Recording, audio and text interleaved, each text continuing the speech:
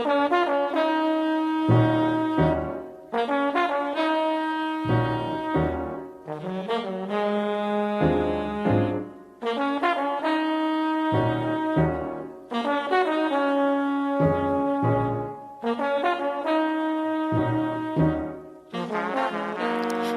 morning. Welcome to TUYAIOUT Radio on CIUT 89.5 FM. I'm Nicole Inica Hamilton, back to open up with you about the latest on the dance scene and the heart of what moves us.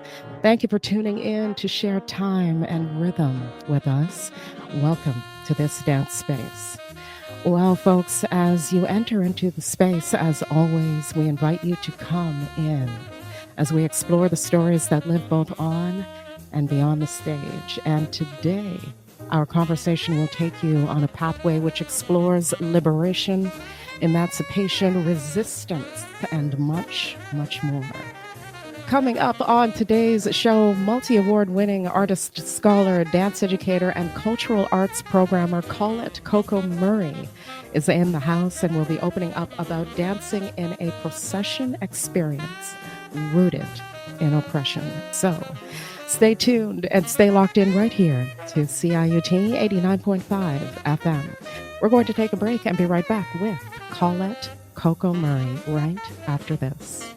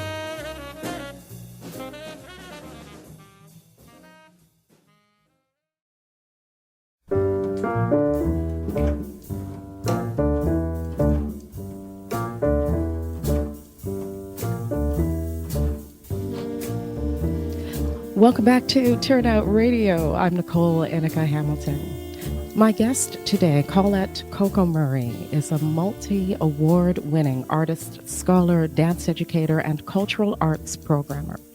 Coco received the 2023 National Award for Outstanding Leadership in Justice, Equity, Diversity, and Inclusion from the National Dance Education Organization.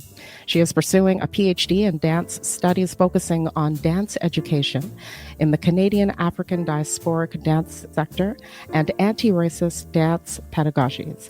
She is published in dance media and academic journals and as an emerging dance scholar. Coco presents research on various panels and international conferences.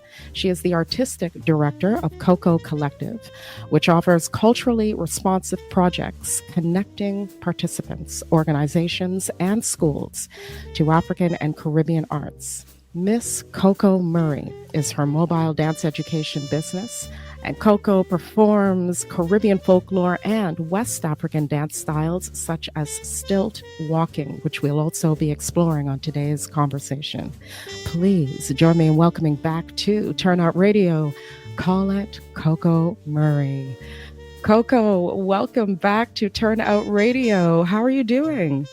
I am well. How are you? I'm very good. Look at my face. I am very good. Look at me smiling away. Because it truly is always such a joy to be in conversation with you, Coco.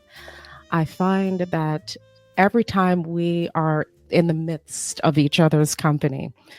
There is very often deep discussion, laughter, and discovery in our chats. And so I'm looking forward to today's conversation. Well, thank you for having me back. Welcome to the Turnout Radio audience. It's another year evolving in the dance world, and just happy to be here and to discuss very important dance topics. Absolutely. Absolutely. And how have you been since the last time we sat down? I have been well. I had to rest, I had to recuperate, I had to rejuvenate, and which leads me into this week. There's even more rejuvenating that's happening this week in multiple ways and in an artistic way as well. So I'll be speaking about those things a bit later. I know that you've often referred when we've had conversations of this nature about the emancipation of the waistline. Yes, yes. This particular week for the listeners, as you know, it's Toronto Caribbean Carnival, but I always call it Caravana because that is the root name of the whole festival. So this whole week, we are emancipating the mind and the waistline. Well, as we get into the discussion, I'd love to start there. Our previous discussion on the show, we had spoken about the integration of anti racist collaboration with African diasporic teaching dance artists. Yes. And today we gather to further our discussion on the liberation that you and I speak of and the dancing body. Now, as a dance practitioner and educator, your work is centered on African diasporic dance and cultural dance education. This is work which has explored a vast range of research, writings, movement, creation, and so much more. And so, talk to us about the epicenter of your work. I've been very passionate about identity. I've been passionate about understanding many cultures across the African diaspora, beyond my own nationality and heritage. Because a number of the community, we have multiple ethnic groups that make up our lineage and our history and our ancestry. So just breaking that divide and making like transnational connections between, you know, me living here in North America on Turtle Island, but then having a relationship with South America, where my family's from Guyana, but then tracing it back to the African continent, where there is also multiple ethnic groups that are part of my lineage. So you can't erase all of those things just to say I am Canadian, right? So my work is really making connections and really looking at the educational experience. How can the arts and the education be fused together, and for the dance sector, even dance education, to acknowledge all of the dance practices and the knowledge systems that they come from, especially from the African and Caribbean diaspora. Now, as we're looking at dance education, something comes to mind here, Coco. You and I have been educators for many years, and I know that we have spoken in previous conversation about what it looks like to disseminate information to those we are teaching.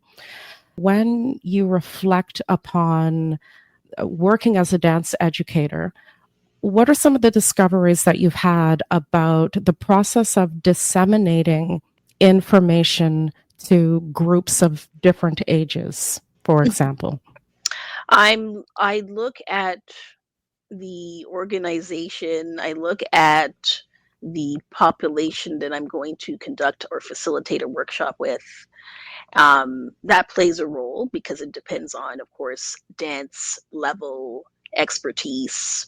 If it's a beginner group, if it's a community group that hasn't engaged in the practice before, then I have to customize it a particular way. If it is like a national ballet school, for example, where I facilitated some workshops, I know I'm coming into a dance focused environment with dance students, but I'm introducing different vernacular culture and information. And then if I'm going to, for example, create a research creation project and I'm in a museum, for example, I have to think about what would that diverse audience look like and what components am I going to build into the project. So everything that I'm doing has to have an educational focus, even though they may think it's just a dance workshop. No, they're going to get context, they're going to get information, they're coming away with learning something more beyond just the vernacular and the style and hearing the musicality and the different musical language. So they're getting, I guess I would say, an intersection of many things that will position them to understand the African diasporic sector in a bit better. So there will be the intent of the workshop itself, or what I'm facilitating, but I'm also considering the audience as well. I'm considering the organization, their network, because I'm preparing to share knowledge and exchange in that moment. So I want to make sure that the premise of what I'm trying to get across can be transmitted, but I also can educate people on the culture that I'm representing or sharing at that moment. So whether I am on my stilts dancing, whether I am teaching virtually online, whether I'm part of a keynote presentation for the book chapter that happened. All of these elements, I'm going to have an educational focus. For those who didn't have an opportunity to catch your previous interview with us, where you did speak about the publication arts-based pedagogies, we invite you to head on over to turnout.radio.com so that folks can learn a bit more, Coco, about the conversation that we had about the chapter that you contributed to that publication. So, Coco, as we're talking about education, I mentioned earlier that you perform Caribbean folklore and West African dance styles that explore many of these navigations. And so let's talk about the sharing through performance aspect now and what the ethos of that work looks like for you. Yes. So what tends to happen is I can use my performance as another medium to educate. So if I'm going to a fete, if I'm going into a production, theater, or any space, the street, it's an opportunity for me to use the performance to unfold a story, to evoke an inquiry. Why is that happening? What does the character represent? Why is the dress look like this? Why is this still dancer dancing like this? So it evokes a lot of questions because it's informed by culture. The performance is informed by context. It's informed by history. It's informed by community. It's informed by rebellion, advocacy. So there's a reason why my character is going to dress the way it dresses. There is going to be a reason why I dance the way I do, because my embodiment has all of these intersections, and then I'm bringing it out through the performance wherever I am. Yes, yes. Let's talk about the invoking of the inquiry. Mm-hmm. I appreciate that so much because I think that it begs for us to embrace the understanding that this is about more than a performance. Yes, it is. I'll give you an example. So currently I'm involved in a project called Tech a Jump.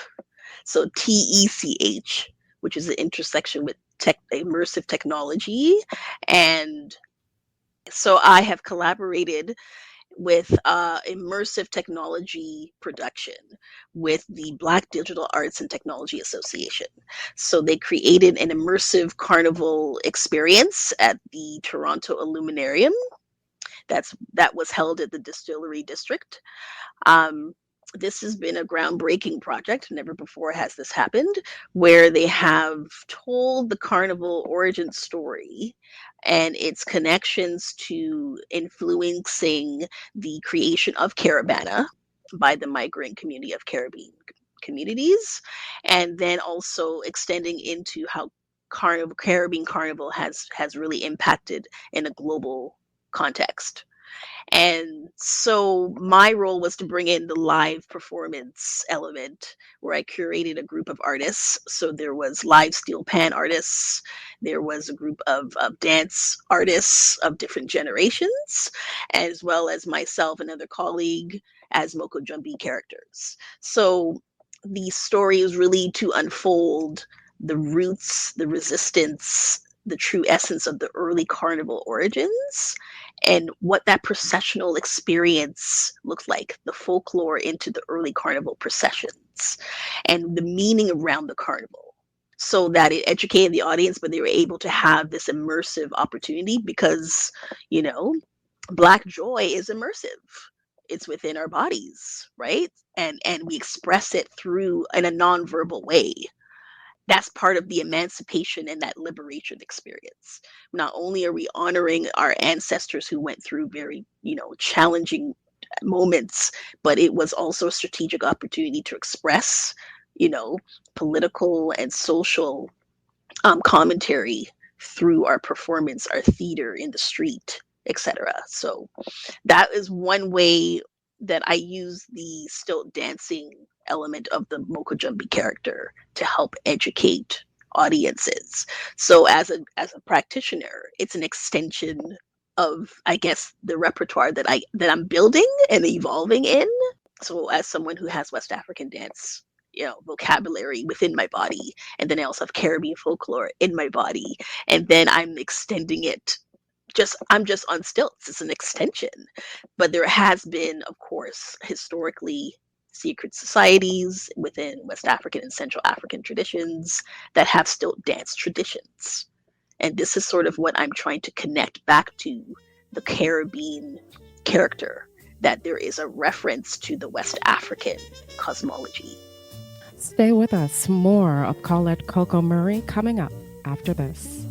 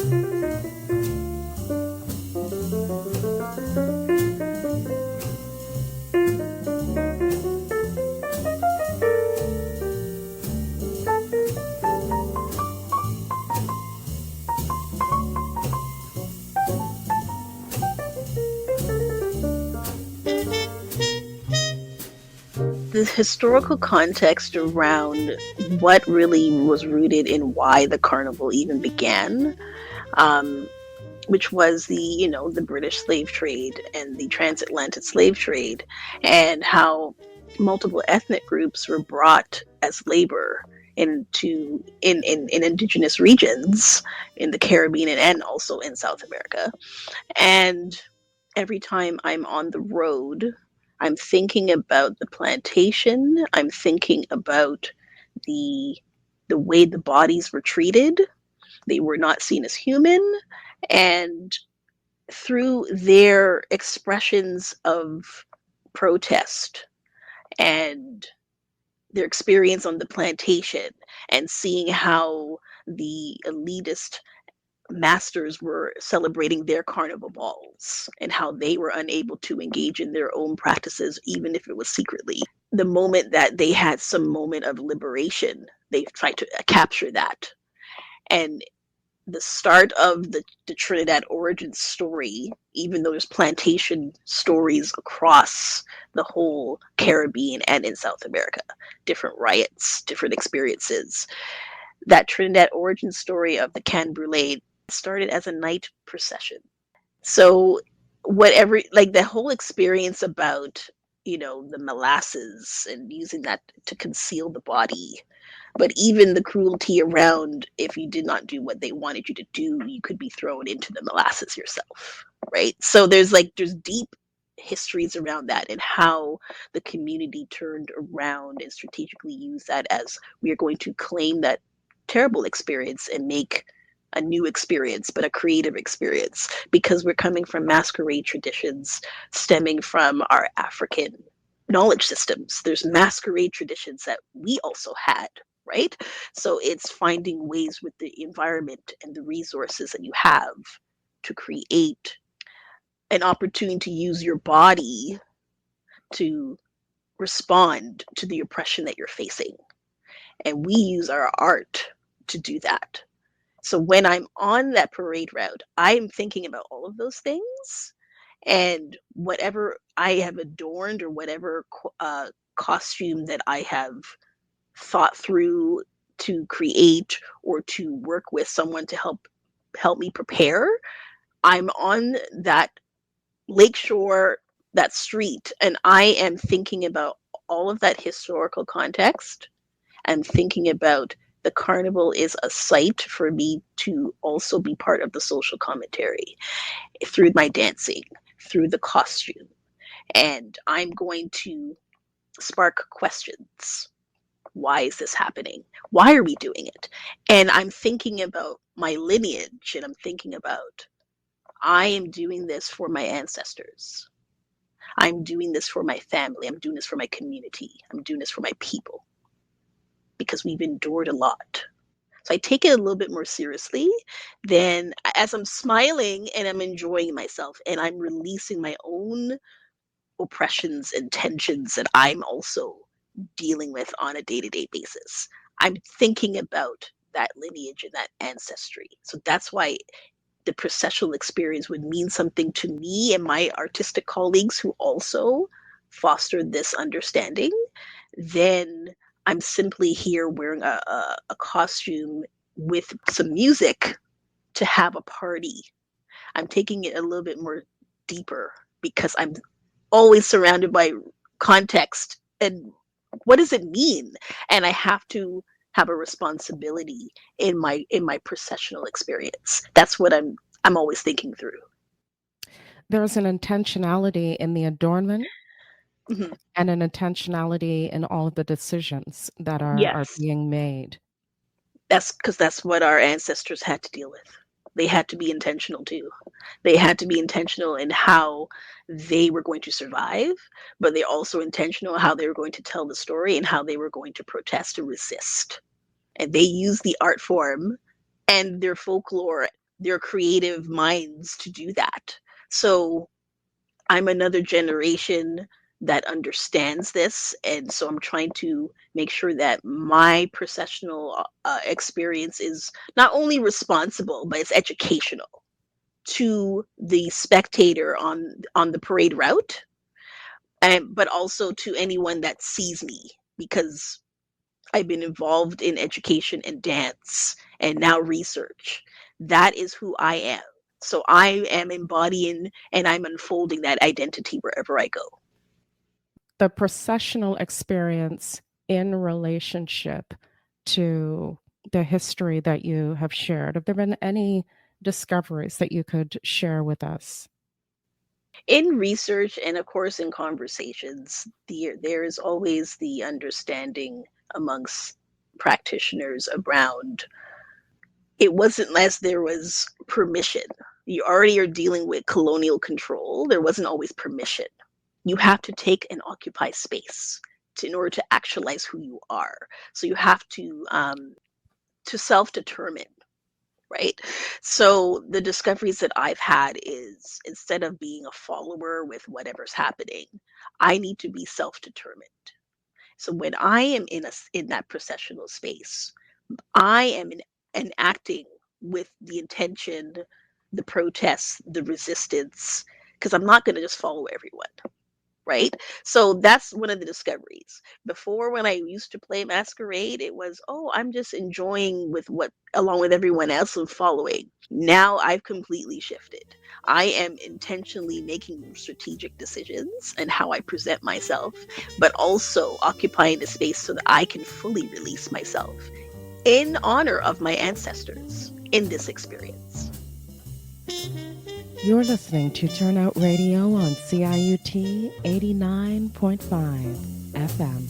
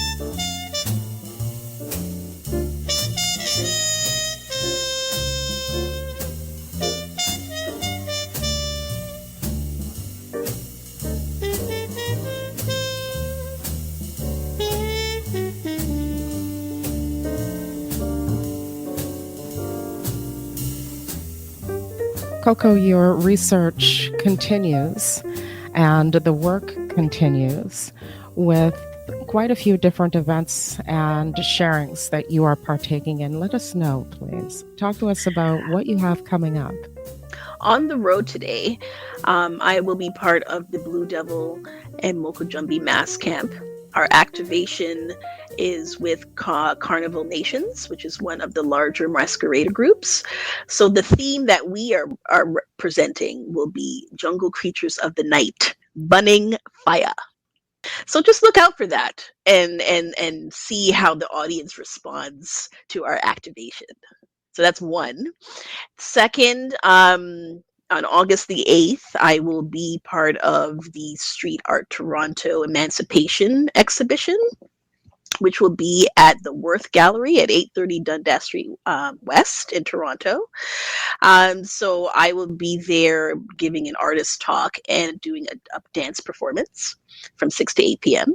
Then I head over to Oshawa to the Robert McLaughlin Gallery, and I'll be part of their, I guess, their Friday night engagement. So we will be joined by members of Coco Collective. So you'll see an activation of Coco Mokojumbi, as well to live West African percussion, and might see a little bit more dance, probably me on the stilts, yes, but also on the ground. So you'll see a different opportunity of how I activate in that space as well. So again, We have a lot of activity, but it's also part of my intentional education of the Kokomoko Jumbi character, as you can see the logo on my t-shirt. Um, engaging in these spaces and educating audiences on our diverse dance practices and still dance traditions is part of the cosmology. I recognize that you will be entering into the intentionality of what we spoke about on today's episode. What's resting on your heart as you enter into today? My hope is for multiple generations and even the younger generations to really understand what carnival means a bit more. So they will witness some things, they will see some things. And I hope it really sparks questions. And they will come up and ask us questions, even though we're we're on the road in our own liberation moment, but coming up to us to ask questions about what are we doing? Because that's also an opportunity to educate another person as well. So I'm just hoping to just educate all generations, spectators, visitors, anyone that's there at the event and the subsequent events that are coming up as well. As we begin to dance our way to the close of today's interview, wow, do I wish that I could keep you longer, Coco. Where can individuals find out more about you, the work that you are doing? Where can they find out more? Well, this year is my 25th year in dance, so I have rebranded my website. So you can find out more on www.misscocomurray.com, and it really unfolds a full story around my start in the industry, the projects that I'm involved in, and also learn more about the publications and the different opportunities that I am currently able to offer. Wonderful, wonderful. Well, Collette Coco Murray, Miss Coco, Coco. It has been such a wonderful pleasure, and I must say, an honor to call you a friend, a colleague. I want to thank you so much for joining me on Turnout Radio. It's been so special to have you here today, and I look forward to our next conversation. Yeah, so do I, and hopefully my colleague Ronald Taylor, because we've been doing our yearly Turnout Radio interviews around the Caribbean Carnival and really dissecting some of these intersections and unfolding conversations that people may not normally think about. Absolutely. Yes. A shout out to Ronald Taylor. What a wonderful human. Big shout out to Ronald, and looking forward to having you both come together again for our future conversation on the show. Thank you to Ronald, and thank you, of course, to Coco, for sitting down in conversation with me today. Thank you. Thank you so much for having me.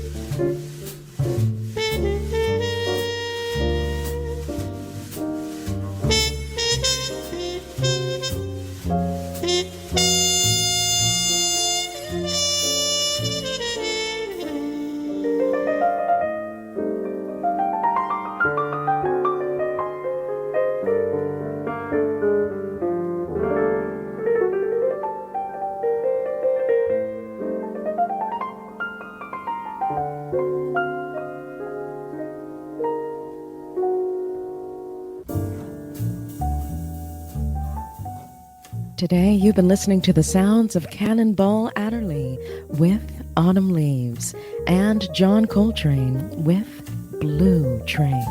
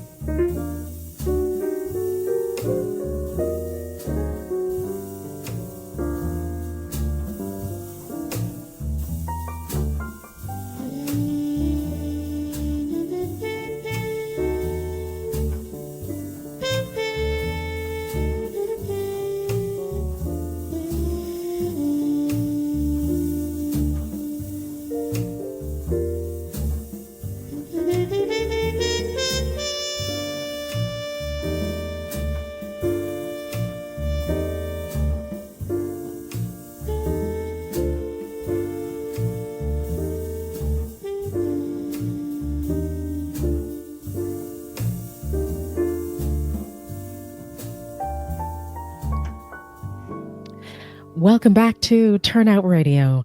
That was the delightful Collette Coco Murray sitting in behind the mic with me today. Now, if you missed the top of the episode, as always, we invite you to visit turnoutradio.com, ciut.fm, and some of your favorite podcast platforms where this episode will soon be streaming. The Toronto Caribbean Carnival is on now, and we welcome you to take in the conversations that we've been having on the show, which speak to emancipation, resistance, liberation, and the dancing body. In addition to today's discussion, archives of our coverage can all be found at turnoutradio.com. And folks, we'd love to hear from you. To connect with our production team, emails can be sent to turnoutradio@ciut.fm. Well, this brings us to a close of this portion of our program. Up next and following this segment, stay tuned for some musical hits coming your way. Thank you for tuning in to share time and rhythm with us today. Join us again next week for more of Turnout Radio right here on CIUT 89.5 FM. I'm Nicole Inica Hamilton. I hope your week finds you turning out to dance.